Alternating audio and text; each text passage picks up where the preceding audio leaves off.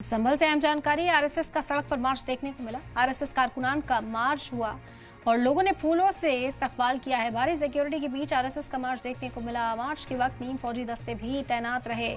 RSS मार्च किया गया है संभल के अंदर और लोगों ने आरएसएस मार्च का फूल पत्तियों के साथ इस्तकबाल किया। तस्वीरें आप देख सकते हैं। इस दौरान पुलिस बल को भी तैनात किया गया था। फौजी दस्तों को यहाँ पर तैनात किया गया था। लोगों ने खुशी का इजहार किया है। आरएसएस की मार्च पर फूलों की बारिश की गई है। तो संभल की गलियों की ये तस्वीरें हैं जहां पर आरएसएस का मार्च निकाला गया है और इस मार्च पर फूलों की बारिश की गई। लोगों के जरिए लोगों ने इस मार्च का इस्तकबाल किया।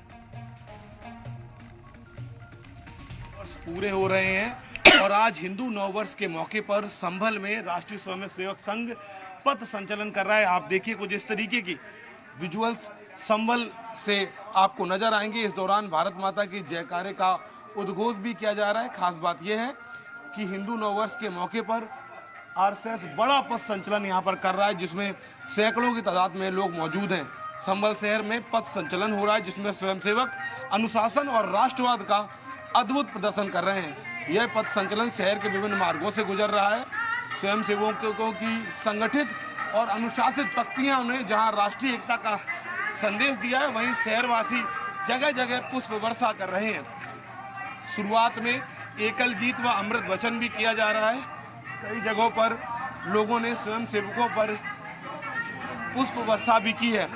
हर साल का ये यहाँ का रिवाज रहा है कि हिंदू नववर्ष के मौके पर आरएसएस पथ संचलन करता है, जिस दौरान पूरे शहर से ये पथ संचलन गुजरता है।